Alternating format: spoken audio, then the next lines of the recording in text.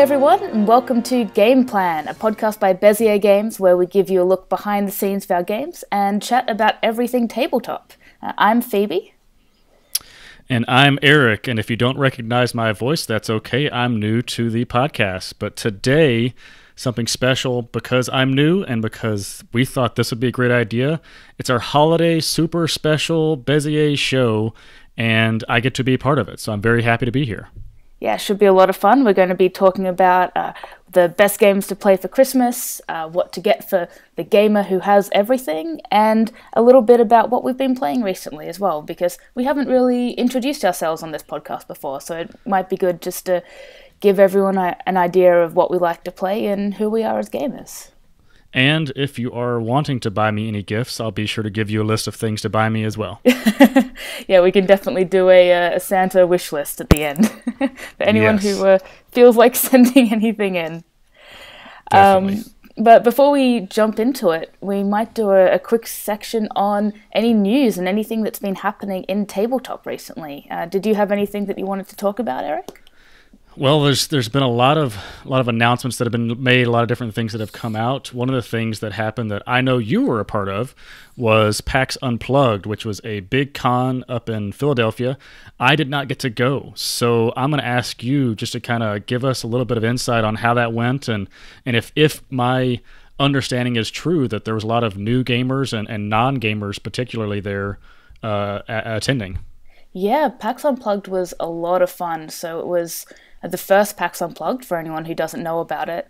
And I've been to PAX East, PAX Prime before, and PAX Australia, of course.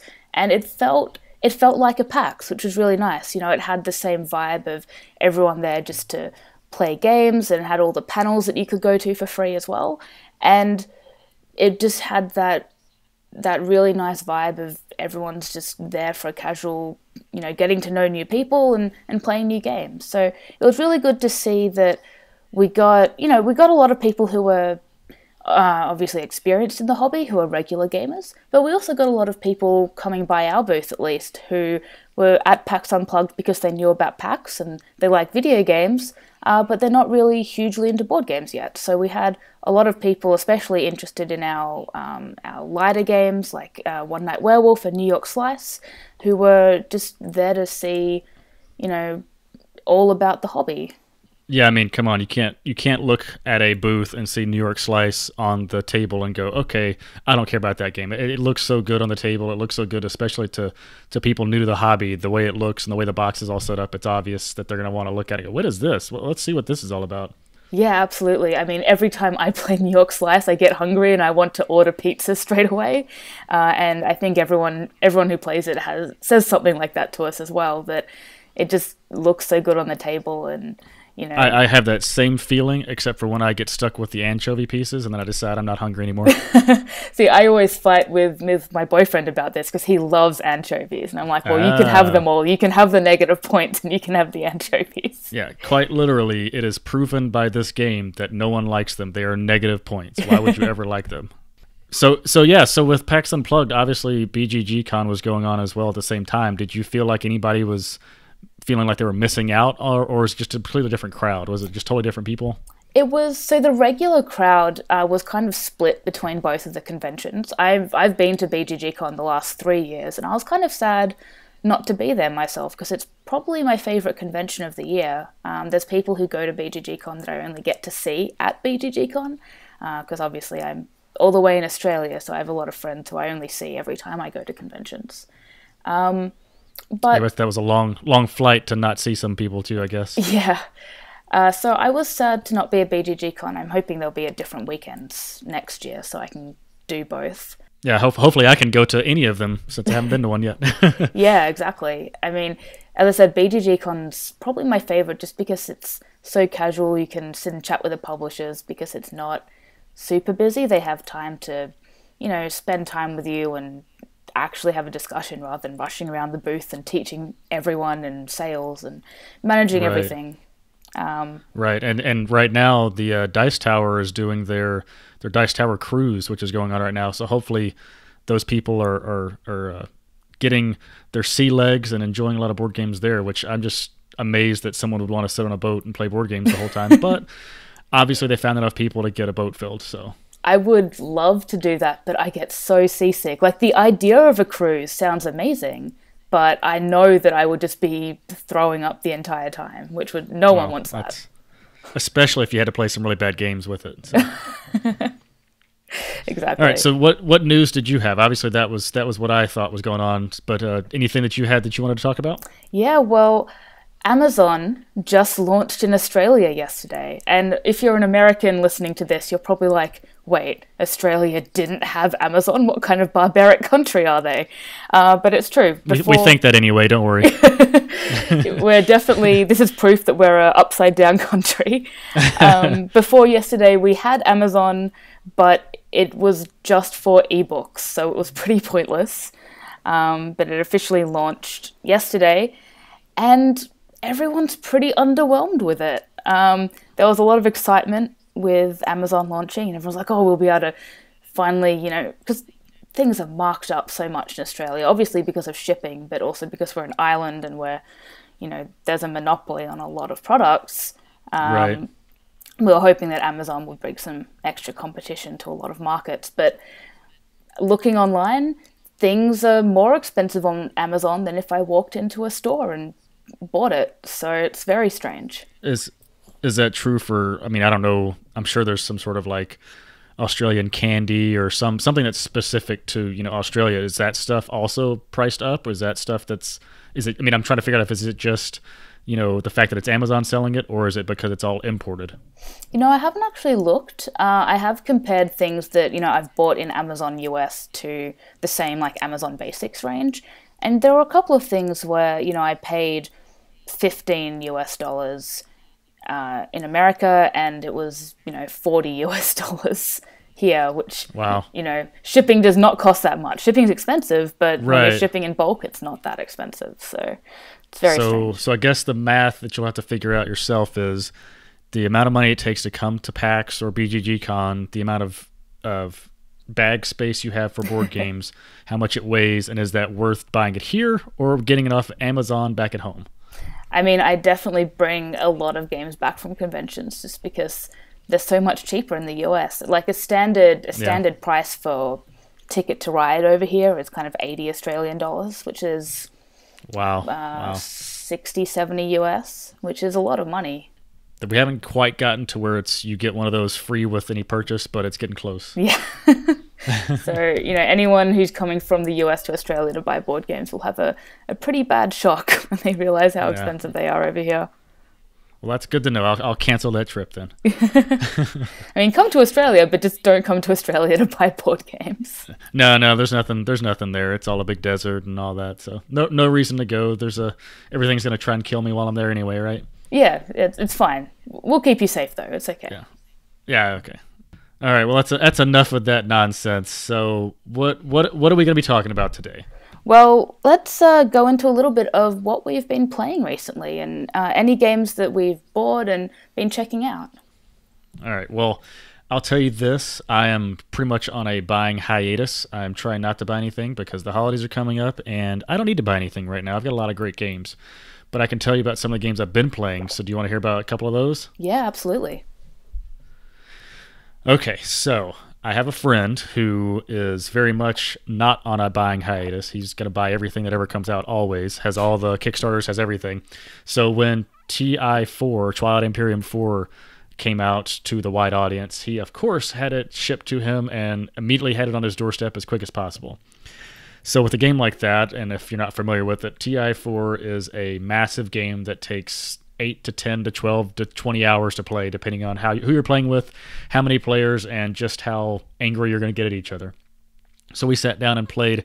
We played that on a weekend, and have you played TI4 before, or TI at all? I haven't played any Twilight Imperium. I played a couple of games that are in that kind of scale of how long they take to play, but I haven't played it. Okay, so what they've done is they've streamlined it as best they could, which is taking a 10-hour game to an 8.5-hour game, which is, when you think about that, you're like, okay, really? That's super long. But that hour and a half, there's a lot of stuff in there that if you take it out can really change that game. And it was a lot of fun. We had a lot of good fun playing it. We had the full complement of people. I think we had all 6 people. I think it's as many as the TI4 current edition can take. But one of the things that I realized they took out was one of my favorite parts. You start out playing the game where you lift up these cards and they have like a law that you're going to vote on. Either it's going to be enacted or it's not, and different things are going to happen based on how you vote. Well, for the first half of the game, pretty much you're not doing that. And if you think about it, of course, if you're debating on who's going to vote for what and trying to get people to cast votes your way, that's going to make the game really long. So I get why they took it out, but that was like the whole point that I liked about the game, because I'm not a gamer that is going to want to roll a bunch of dice and try to attack with all his ships and build up a big army. So I like the negotiations and the talking stuff. So it was odd that we started playing it and didn't realize that what was going to be that much different. And I was like, where's all the voting? Where's the stuff? And we kept looking through the rules, like, no, we're doing it right. And then about halfway through, it started happening. I was like, wow, I get why it's shorter, but I'm not sure if I liked it as much. So it was interesting. So that's one of the games that I've been playing, which, again, like I said, was 8 hours. So that's pretty much all I've been playing lately. What about you? Well, I've been playtesting a lot of one particular game, actually. There's a secret game I can't really talk about, but... Okay, all right, Phoebe, stop rubbing in everybody's faces. I'm playing a special game. Yeah. Well, I'm bringing it up because it's a Bezier game that I'm developing with Ted. So there you go. For anyone who's interested in hearing a little snippet of what's going on behind the scenes, we're doing some playtesting for this game that hasn't been announced yet, but we're very excited about. So I've been... All right. Oh, spoiler-free question. Yes. Is it good? Yeah, okay. I love it. So there you go. There you go. That's all I need to know. Is it good? There you go. So we've been doing a lot of that, but outside of that, I've been trying to get through all the games I brought back from Essen still, which was mid-October, and I came back with 2 suitcases just packed full of games, and I'm still trying to get all of those to the table. Do you have any that you've played more than once yet? Obviously, if you played more than once, you probably liked it. I've played a few. There's been a couple of 2-player games that my boyfriend and I have been playing a lot. So there's one called Fugitive, which is by Tim Fowers Games, which is like a really light deduction game, but it's got gorgeous art, kind of like the Burgle Bros art. And it's just a lot of fun. So we've been playing that a lot. And I've been playing Pandemic Legacy Season 2, of course. We had to start that. Yeah. I'm playing it solo, which is probably not the best way to play it because I couldn't get anybody that would want to play it with me and actually sit down and schedule time to play it. So I'm having to play it solo, but I think I'm in July. Okay. What month are you guys in? We're in November. We're on our second attempt of November. Yes. Wow, you're killing it then. We were doing really well, and we had a really good win streak going, and then we had this demoralizing loss, and we've got to get back to it and kind of kick the game's butt. So yeah, I have to make a confession that I lost 6 games in a row. I'm on a 6-game losing streak right now. Wow. So that's brutal. That I think a part of that was playing it solo and not necessarily looking at all the different aspects of what's going on. Yeah. So yeah, it does help to have multiple players looking at the board at once. I realized, yeah, or maybe absolutely. I'm just bad at the game. Either way. No, I know that when we're playing, I'll always see something that he doesn't, or vice versa, and you'll be like, oh, what if I do this move instead? It's like, oh, that's a much smarter idea. So it definitely helps to have multiple brains working on it at once sometimes. And it also helps to not play the game like 6 times in a row, which probably doesn't help because that's a long day. And about the 5th game, I was like, did I flip a card? What am I? Which player am I? Yeah, it became a little bit of an ordeal toward the end. So it's such an addictive game, though. Like, you want to just play through the whole thing. Definitely. Well, let's move into our holiday special section. So let's talk about what to get for the gamer who has everything. Now, everyone out there probably has this issue where, you might have a friend who's a gamer, or dating someone, or your husband or wife, and they already have every game that they could possibly want on their wish list, or they just go and buy it themselves. So what on earth do you get them for Christmas? Well, if you have a friend in Australia, apparently you get them a lot of money because they can't buy it themselves. But what I would say, one of the things that I like to think outside the box sometimes, because I mean, you can say a lot of, you can get them a game bag and different things, but I like to think of gifts when I'm giving them that are going to be personalized and more about what that person really enjoys and those kind of things, and not just like a utilitarian type gift. Yeah. And one of the things that one of my friends, and going back to Legacy, because of course we're going to talk about Legacy games because they're all the rage. Hint, we're going to have a Werewolf Legacy game coming out for Bezier. Keep that for maybe next Christmas, for maybe you're in your stocking for that. Anyway, but what one of my friends did is they took their completed board from Risk Legacy and also from Pandemic Legacy Season 1, and they had them basically put into like a shadow box and mounted on their wall. And what that made me think about was like art pieces and things that you can put on your wall and memories and those kind of things. Now, you don't necessarily want to play one game of Twilight Imperium 4 and then hang it up on the wall because you spent a lot of money on a game you're never going to play. But if you really like Ticket to Ride or something like that, using the bits from the game or using the map and making it a piece of art, I find that would be something that would be really cool that you could put in a game room, in a quote unquote man cave or whatever you want to call it. That would be really cool to make it seem more personal and more catered to whoever that gamer is.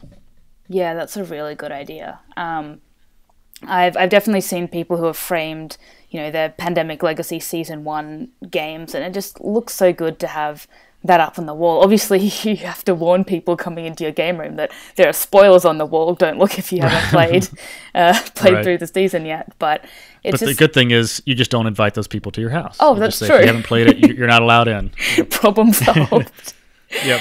And I've seen some really cool art prints as well that are less personal, but for example, the Board Game Geek art prints that they've been doing, where they've taken an artist and asked them to make a print based on a game that they didn't work on, and they've got some really beautiful ones from that. Oh yeah, that's a good idea. I didn't even think about that because obviously there's a lot of board game artists out there that are doing this, ad hoc or by the hour and different things. That probably if you contacted them, if you find them, on social media and say, hey, could you give me something that looks maybe similar to the cover you did for this or something like that? I bet they would probably talk with you about that. Yeah, that'd be kind of cool. Yeah, and if you're less into the customizable things, there's some really cool some gift ideas that you can get. One of my favorites is Gamer Glass, which is by Jennifer Ham, who's the wife of Rado, who does all the run-throughs on YouTube. Oh yeah.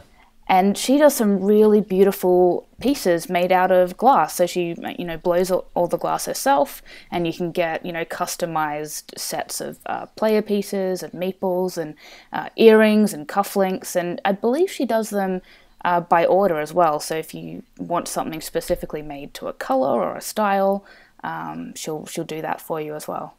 That's pretty cool. So, and of course, they're going to be exotic from the land of Malta. So you can say you got them from somewhere foreign as well, which would be awesome. Yeah. No, I didn't even think about that. Yeah, I remember, I think like at Essen or whatever, she has a little shop or something, or she walks around with them. I don't even know. I've never been to Essen, obviously, but yeah, that'd be something definitely very cool that you could get. I mean, you see it. A lot of people have like the D20 rings that they wear and different things, but something more, exotic, like a glass necklace or whatever, that kind of thing. That'd be pretty cool. Yeah, she was at Essen this year, and that's why I thought of her, because I ended up getting this beautiful pair of little maple earrings, which were like this white glass with a sparkly pink thing like glazed onto the top of it, and she had all kinds of styles, and yeah, it was really amazing to talk with her and see the work that went into it as well. Just be careful. Don't make her too popular, because then if you do that, no one's going to be able to, get their own personalized item from her. She's going to be too hot to handle. She's going to have all these orders coming in and not enough time. That's true. Well, she'll have to get assistants or something, train up some. Yeah, I'm sure Richard will definitely help her with that, right? The other thing that I thought of that I'm actually going to make some of on Saturday are some cookies. So I'm going to make some like meeple cookies for my friends. I found this website called Thingiverse where you can download free things to 3D print, basically whatever you want. And so I found a CAD file for a meeple cookie cutter. So I can download that, go 3D print that, and then I can make my own meeple cookies to give to people, which is, I think it's going to be fun. That's awesome. I'm literally trying to figure out if I can find her right now. But there's someone on Twitter that like bakes cakes that are inspired by board games, and I can't remember what her name was. Yeah, But her Sugar daughter does Sugar that. High Score is her handle, I There you think. go.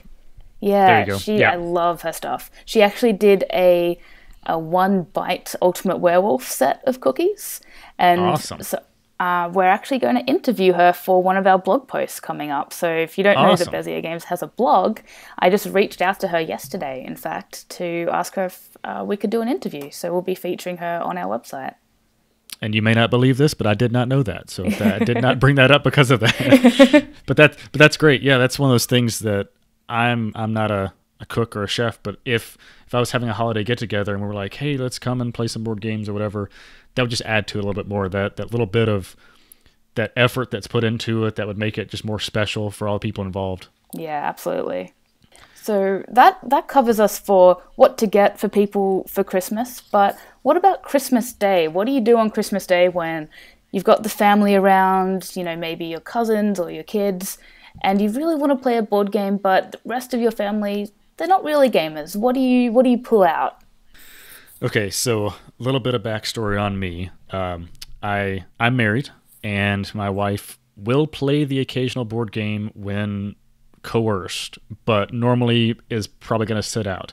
When we go to a convention together, usually she figures out what to do in that city that isn't board game related, and I'll play board games. So to keep that in mind. But one of the things that I've done is try to figure out what she would want to play and what she'd be willing to do. And some of those games are things like Mysterium or Dixit, those kind of things. And when I was able to, when I'm able to sit down with the family, those are games that I can bring out, teach them in 2 minutes, and get playing. One year I tried to sit down and teach a little bit heavier games, and because after the first minute or two of teaching, everyone's eyes started glazing over, I realized, okay, this is not the speed that we need to be playing these games at. So Dixit, Ticket to Ride even is a little bit much depending on who's sitting down to it, but a lot of it's more of my family wants to, hang out, talk, enjoy the time together, and the game is necessarily just to be like a social lubricant, just to get you talking and to enjoy your time, not to be sitting there thinking about the math of it and how can I win, those kind of things. So I have to find those very social, very casual games for my group.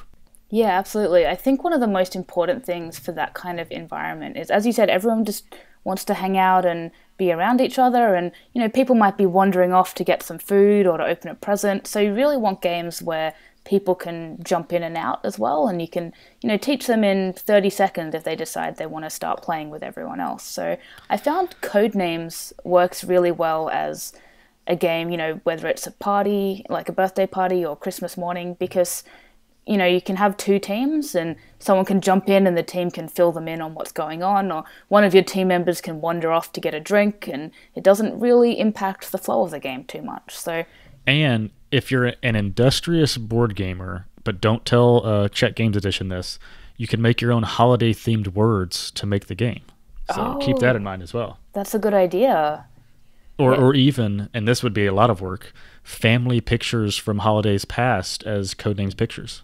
Oh, that's such a good idea. Yeah, you could print out the photos of, family members and different Christmas things, and that's really cool.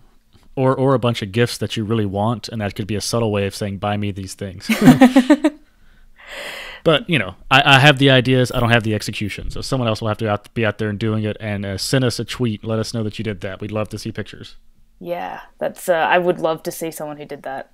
Because I know that people play Codenames with like Dixit cards and Mysterium cards, and someone's even played Codenames with their own board games, so they lay out their board games in a 5x5 grid, and then you have to guess which board games are in the so there's a whole lot of variations that you can do just with those Codenames grids included in the game. And of course, now that they've branched out a little bit, they have Codenames the Disney version, which is very kid friendly. So it's definitely a family game. One of the games that I saw that works really well for pass by the table, play a little bit, walk away is I'm trying to think of what it was. I think it's, what's the name of it? Concept? Is that the game where you're like, Oh yeah. you're trying to like use the cubes on the board? Yeah, that's one of those things where you can have a group, you can pick a card, try to start giving the clues. Whoever's walking by can try to guess it, and then they just put it down.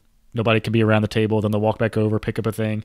Definitely a game that can go on throughout the evening. That isn't necessarily a sit down, play it, and then walk away type thing. The reason Concept's great as well is because it's pretty simple, but it has a room for a lot of cleverness and a lot of really fun moments.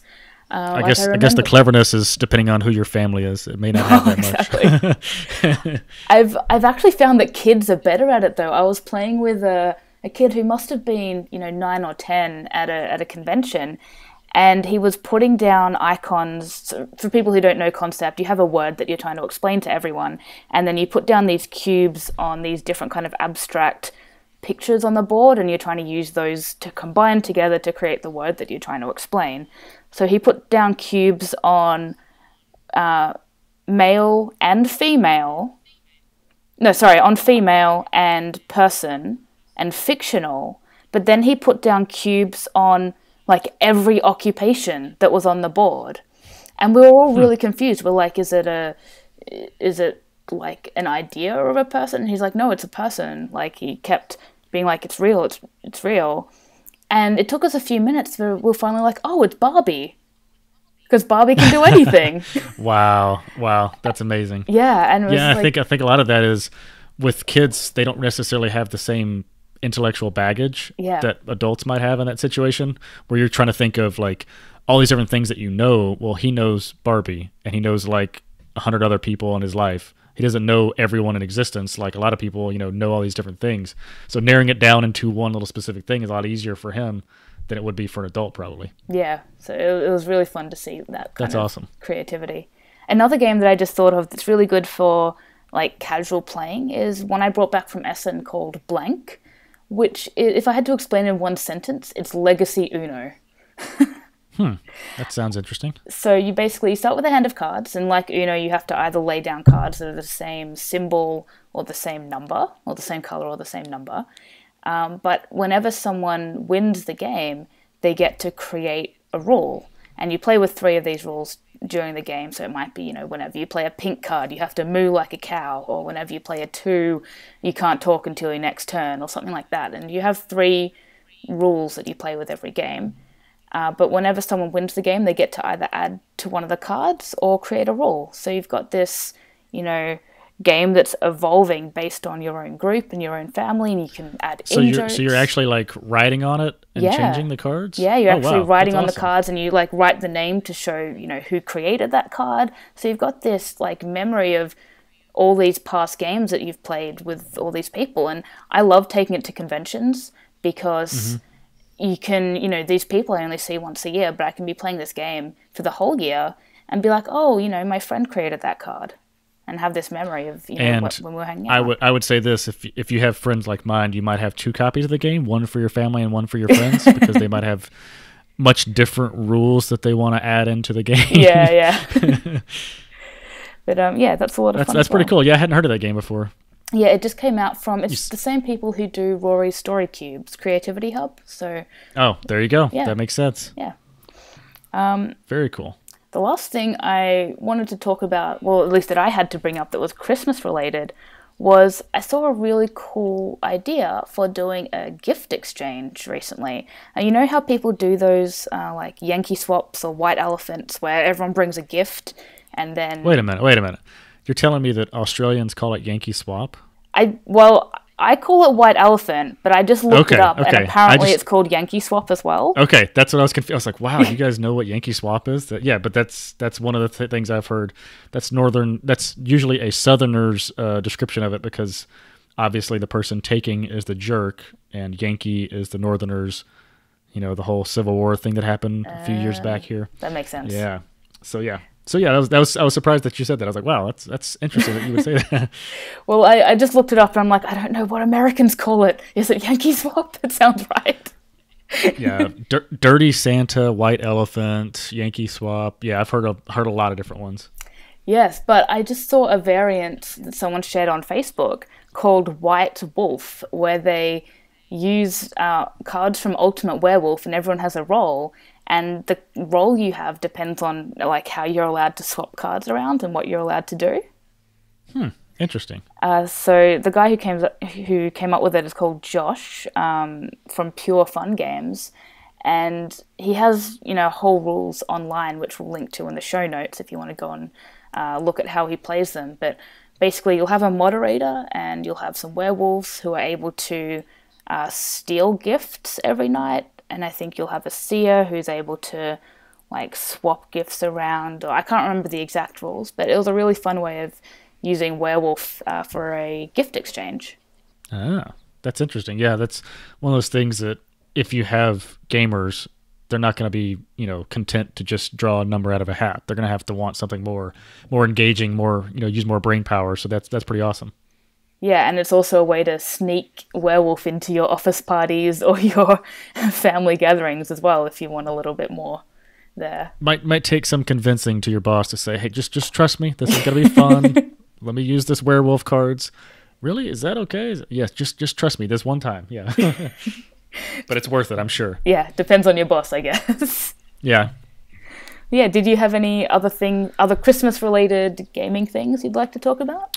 I guess the biggest thing that I want to do now is just tell everyone what they should get me for Christmas. Because I think that's the most important thing about this episode, is that every one of our listeners knows what to get me. And if you buy me duplicates, that's okay. I can return them. Just send the receipts. It's all good.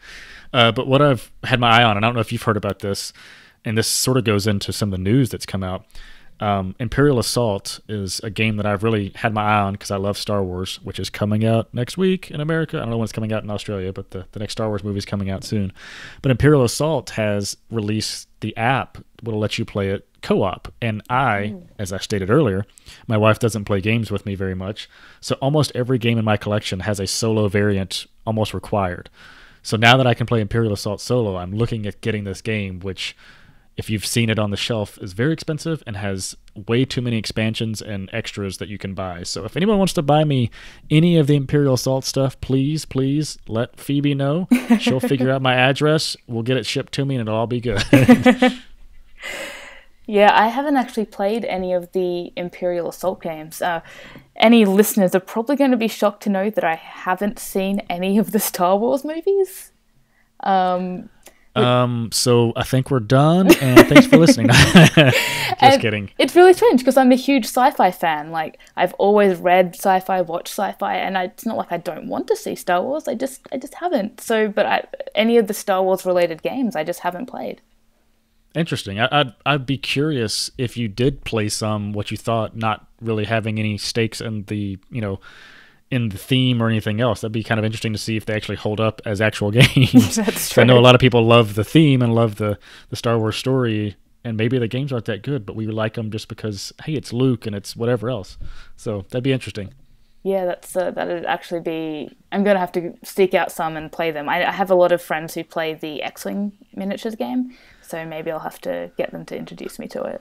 You could definitely learn a lot if you like that game, because that's one that I think most people like it because of the theme. Because yeah. I mean, I'm not a miniatures person, but I definitely don't like measuring or doing that kind of stuff. So definitely give it a try. Just let me know what you think. Yeah, I will. It's a topic for a future episode, I guess. Exactly.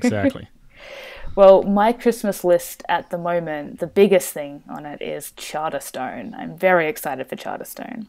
I have not played that yet, but I'm looking forward to hopefully getting a copy in our game group soon. I think one of our gamers that buys a lot of stuff is getting it.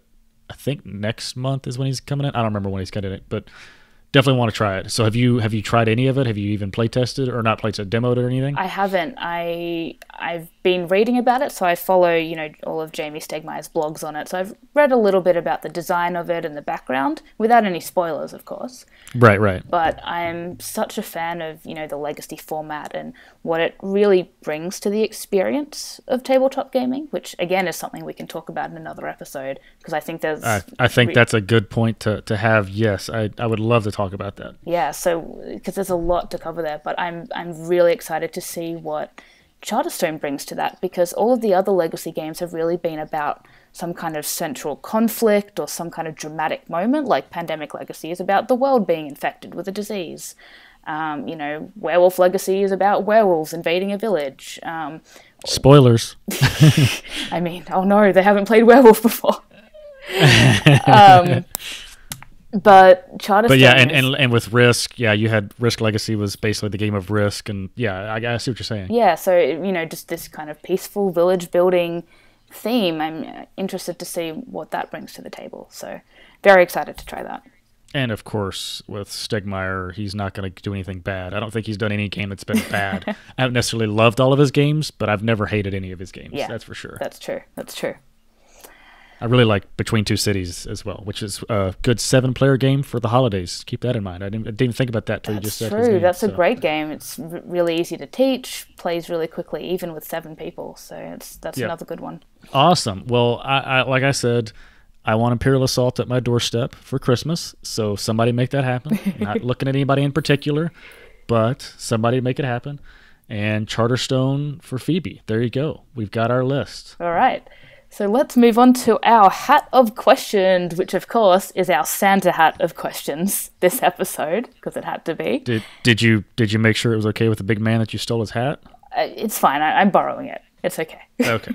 I don't want you to get coal in your stocking or anything because you stole his hat. It's okay. I asked permission. The elves said it was fine. It's all good. All right. As long as you got it vetted. Yeah. So I have pulled out a couple of questions here, which I'm just kind of throwing at you and seeing what happens. So what is your favorite Christmas tradition? My favorite Christmas tradition is probably something that's probably been going for 6 years, maybe 7, is watching Love Actually with my wife. The movie Love Actually is my favorite movie of all time, and it's something that as soon as it came out on DVD or whatever year it was, I loved it. I since after watching it then met my wife and introduced it to her, and she realized that she liked it as well. So it's something that we decided we're going to watch it every year. And this year we watched it a little bit early because we're going to be traveling for the holidays. But I just love sitting down and watching that movie with her. It's such a good movie. I love it. Oh yeah. It's something that I think you have to be a little grown up and gone through some life events probably to really appreciate all of it. But I really do like each and every storyline in it and everything. It's really great. And just to let you know, our traveling is taking us to Europe this year. And one of the things that my wife stipulated that we're going to see London as part of our journey, but we had to fly into Heathrow Airport so that we could go to the arrivals gate at Heathrow Airport just to do that, just to be in that, because obviously that's a big part of the movie. So she's expecting to see Hugh Grant there, and everybody's going to be there, I'm sure, because it has to be, because that's the way it was in Love Actually. But we'll see. We'll see what we can arrange. Yeah, exactly. I'll call up Hugh and call his agent. Yes, exactly. Please do that. I mean, if you got Santa's hat, you can keep that ransom maybe and work some things out with him. True. Yeah, we'll make this happen. It's all good. All right, awesome. My favorite Christmas tradition is probably the Advent calendar that we do every year. So I just found out that Advent calendars aren't really a thing in the US. Like a little bit, but it's not really a common... They're getting there. It's one of those things that it's taken us a little while. We've got cheap Amazon, so we've got that going for us. And now we're going to get Advent calendars. So we're starting to look up in the world. Well, normally Advent calendars, they're very commercial. Every brand has a different Advent calendar kind of thing. But I've had the same one since as long as I can remember, since I was maybe 2 or 3 years old, that my parents always do for me every year, which is a little jigsaw puzzle of a Christmas tree, and there's exactly 24 pieces. So every day I'll open a wrapped up jigsaw piece, and it'll be a surprise, and I'll get a little chocolate with it, and then I'll put it in the jigsaw puzzle, and by Christmas Eve you've got a full tree sitting there. So I really love doing that every year. It's as long as I can remember, I've been doing it. So that's my favorite Christmas tradition. So it's literally the same one that you've had since you were a kid? Yeah, it's literally the same jigsaw puzzle. Wow, that's awesome. Yeah, that's awesome. It's like this beautiful wooden, those big wooden block jigsaw puzzles. Oh yeah, I gotcha. Yeah, one of those that just kind of like fits in, and we have it next to our actual Christmas tree, so it'll just kind of slowly fill up every year. So have you gotten to the point where you know which piece is coming next? Well, it's always random. It's always different. So they're always wrapped up in. Well, this year we've got like these little cardboard houses that you open the roof and take the piece and the chocolate out, which is really cute. Ah, cool. Yeah, so I never know exactly what's coming, which is fun. Okay, so I guess the better question is the chocolate good? Because we always hear in America that, you know, Europe's chocolate and all that kind of stuff is way better than ours. Is Australian chocolate better than American chocolate? It's so much better. See, there you go. That's the trade-off. We get Amazon, you get the chocolate. That's true. I'll take it. All right. Did you have any questions in your hat of questions that you wanted to throw out?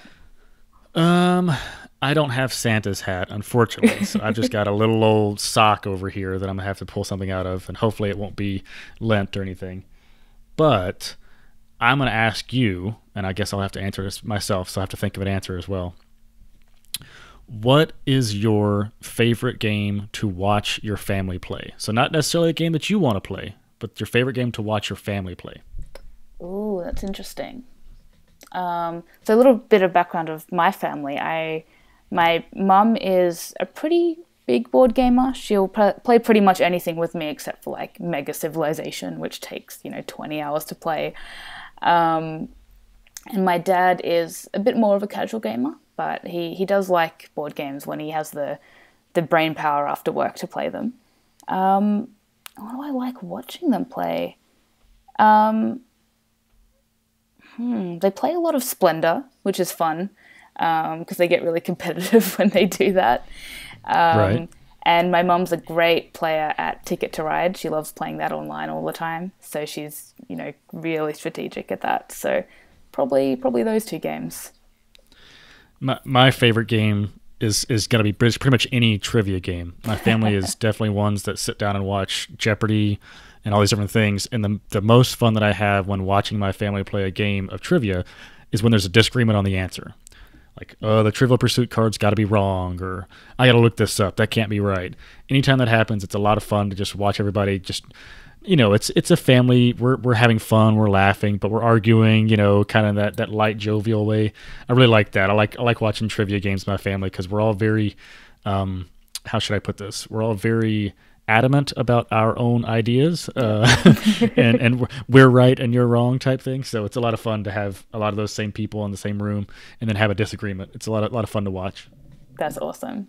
I just realized a game that I haven't seen my parents play yet, but that I would love to teach them and watch them play is Fog of Love, which just came out at Essen. Have you played it yet? I've played it once with my boyfriend, and we really enjoyed it. We need to play it more. And you're still together? We're still together, yeah.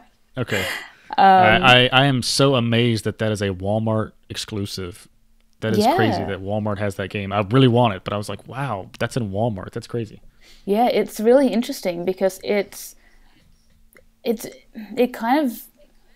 almost an RPG. Like, it's a board game, but it's got these RPG elements where, there is a win condition, but the designer has said that you don't play the game to win. You play the game for, the experience and the story. So it's like a really accessible mass market RPG based on a romantic comedy, which is a really interesting idea. Very cool. Yeah, I definitely want to check that out. Yeah, so that's probably what I'd want to see them play. Just to see the dynamic of people who've been together for 30 years and see how that goes. Very cool.